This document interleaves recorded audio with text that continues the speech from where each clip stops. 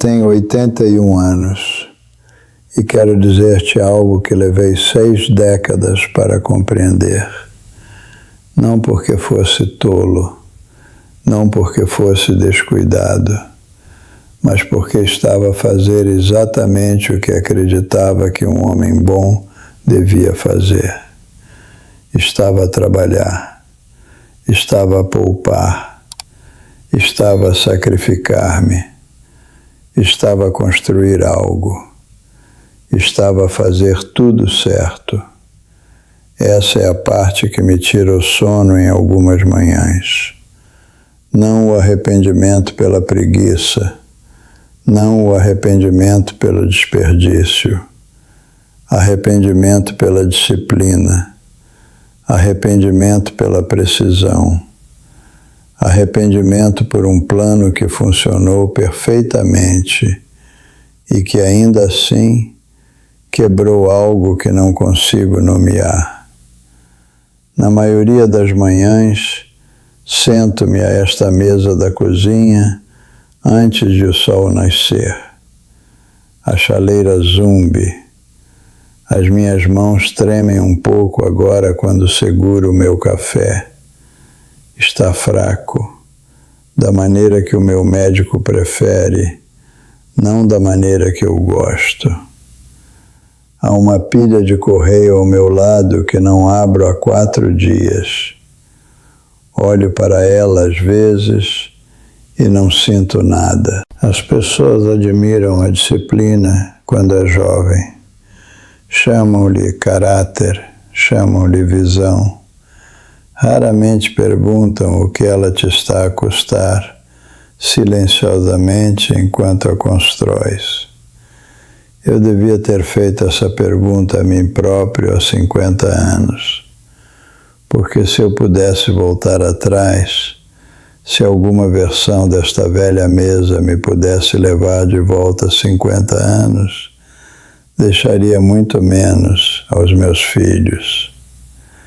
Em 1968, eu tinha 23 anos e fiz uma promessa que ninguém ouviu. Fiz-na silenciosamente no meu peito, de pé num pequeno apartamento com papel de parede a descolar-se em cada canto.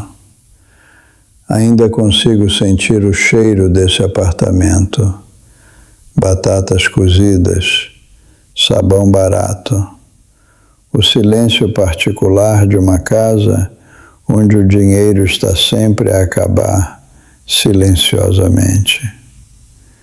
Vi o meu pai a contar moedas à mesa da cozinha, não de forma dramática, sem chorar, apenas calmamente, metodicamente, da maneira que um homem faz quando contar é o único controlo que lhe resta. E prometi a mim mesmo: os meus filhos nunca verão isto. Os meus filhos nunca sentirão isto. Os meus filhos nunca saberão o que é contar moedas e sentir a sala encolher à volta deles. Pensei que isso era amor. Estava errado. Mas não compreenderia isso durante muito tempo. Então, tracei o plano. O plano consumiu a minha vida. Digo-o sem amargura. Dei-a de boa vontade. Horas extras. Promoções perseguidas com uma espécie de ferocidade silenciosa. Blocos de notas amarelos cheios de números, projeções, cálculos de juros. Noites tardias à luz de um candeeiro de secretária, enquanto a casa dormia à minha volta, a minha mulher a respirar suavemente no quarto ao lado, os meus filhos a sonharem coisas que eu não conseguia ver. Acreditei que estava a construir um futuro para eles. E estava. Essa é a precisão cruel da questão. estava a construir um futuro tão completo, tão cuidadosamente construído, tão minuciosamente almofadado, que eles nunca precisariam de construir um por si próprios. Não vi isso na altura. Veria mais tarde, numa sala que ainda não consigo esquecer totalmente. Era uma tarde de outubro. O escritório do advogado cheirava levemente a papel e móveis antigos. Os meus filhos sentaram-se do outro lado de uma mesa comprida, crescidos agora, com os seus próprios filhos, as suas próprias vidas, os seus próprios distanciamentos de mim, que eu tinha dito a mim mesmo serem normais. Os documentos foram lidos, os números foram declarados, e em vez daquilo que eu tinha imaginado, algum calor, alguma gratidão, algum sentido de uma vida honrada, a sala encheu-se lentamente com outra coisa: cálculos, tensão silenciosa, olhos a moverem-se para as páginas e depois uns para os outros de formas que eu não conseguia decifrar bem. Senti algo quebrar. Não ruidosamente, apenas uma pequena e limpa fratura em algo que eu segurava há muito tempo. O meu filho mais velho. Eu amo-o. Quero que entendas isso antes de dizer o que vou dizer. O meu filho mais velho passou anos à deriva, entre carreiras, entre cidades, entre versões de uma vida com a qual nunca se comprometeu totalmente.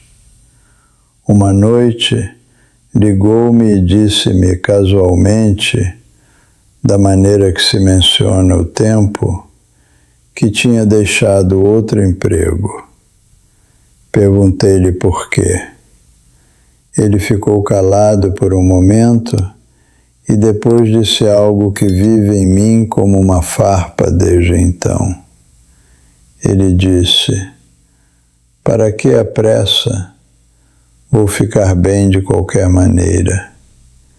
E ele tinha razão. Ele ficaria bem. Eu tinha me assegurado disso. Foi quando compreendi o que tinha realmente construído. Não um futuro, uma almofada. Uma almofada macia e permanente contra a única coisa que verdadeiramente constrói um ser humano, a necessidade. E depois houve os natais. Sabes como imaginas uma família reunida à volta de uma mesa, comida, calor, o conforto específico de pessoas que se conhecem há décadas? Não foi isso que aconteceu na minha casa, não perto do fim. As conversas voltavam sempre, repetidamente, como a água que encontra uma fenda, para propriedades, para contas, para distribuições, para quem receberia o quê e quando. O dinheiro que passei a vida inteira a acumular para proteger esta família tinha se tornado silenciosamente na única coisa que a dividia. Quando vi claramente, já não restava nada para mudar. Quero dizer-te algo agora, algo em que tenho pensado durante anos, sentado a esta mesa, ouvindo este relógio.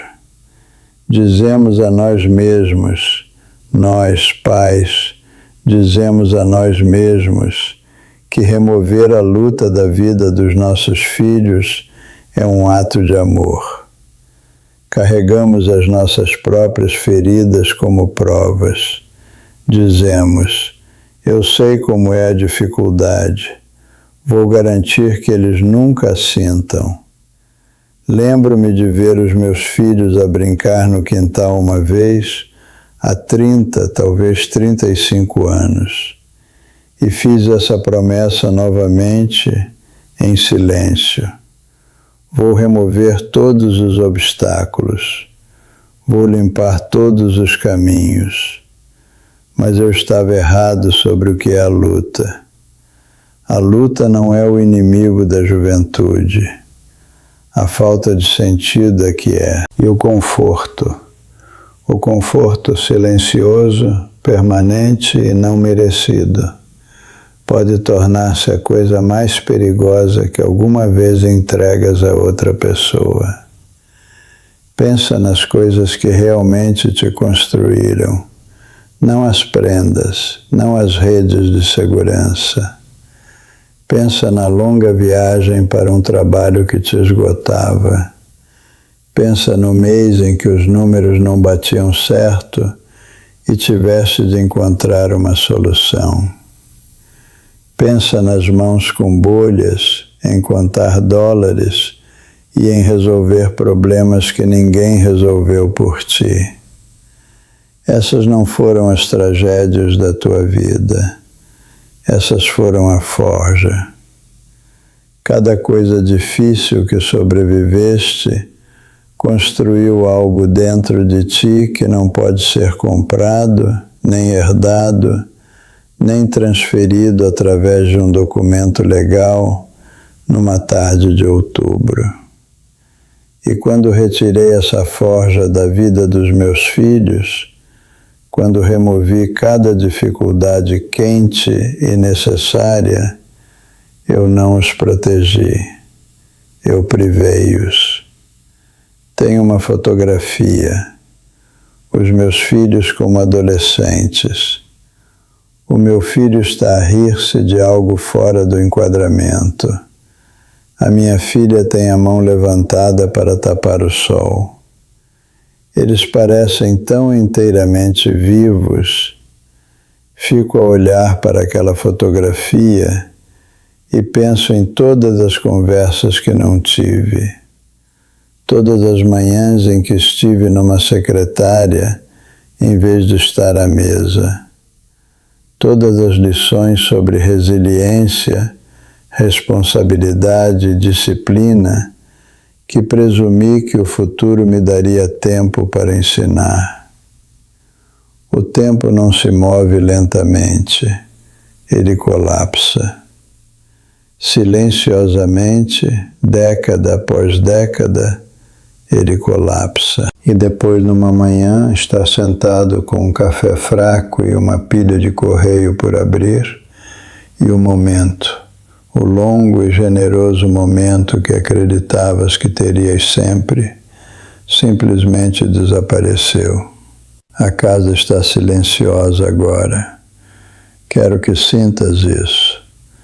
Quero que sintas realmente o que essa frase significa.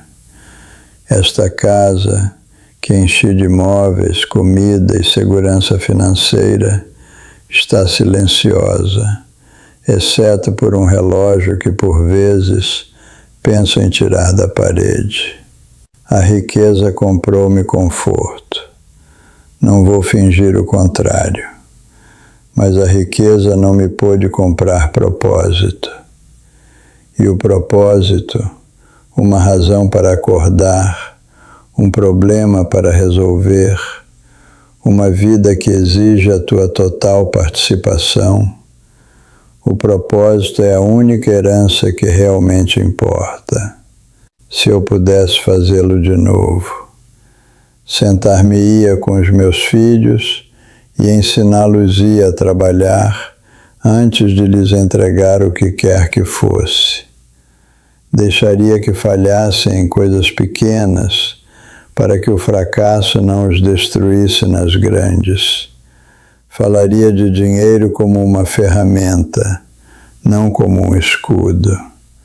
Dar-lhes-ia disciplina e resiliência e o tipo específico de coragem que só vem de já se ter estado incerto e sobrevivido de qualquer maneira. O dinheiro não é mau. Por favor, não me entendas mal. Mas o dinheiro sem a luta que o conquista pode apagar silenciosamente o sentido de direção. Remove a pergunta que nos torna humanos, a pergunta sobre o que faço agora, sem nada de certo e com tudo possível. Demasiados pais descobrem essa verdade da mesma maneira que eu. Tarde, numa casa silenciosa, segurando um café frio e uma fotografia. Se estás a ouvir isto esta noite, quero que me ouças claramente. Deixa aos teus filhos amor. Deixa-lhes o teu tempo, o tipo real, o desconfortável, o sem pressas. Deixa-lhes disciplina. Deixa-lhes a memória de te verem resolver coisas difíceis sem te desmoronares. Deixa-lhes coragem. E se quiseres deixar-lhes algo para a sua saúde, algo que lhes sirva quando não houver nenhum médico por perto, quando o corpo fizer perguntas que o dinheiro não pode responder, há algo que vale a pena saber.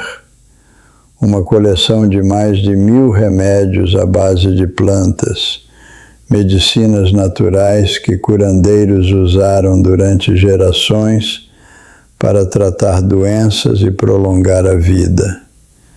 Chama-se The Natural Medicine Bible e podes encontrar o link na descrição ou nos comentários abaixo deste vídeo.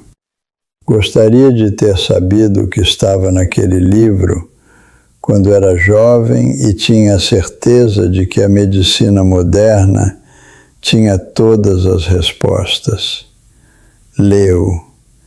Partilha-o com as pessoas que amas, mas o que quer que lhes deixes neste mundo, tem cuidado ao deixar-lhes uma vida pela qual nunca tiveram de lutar, porque isso, essa vida silenciosa, bem financiada e perfeitamente almofadada, essa é a herança que arruína as pessoas.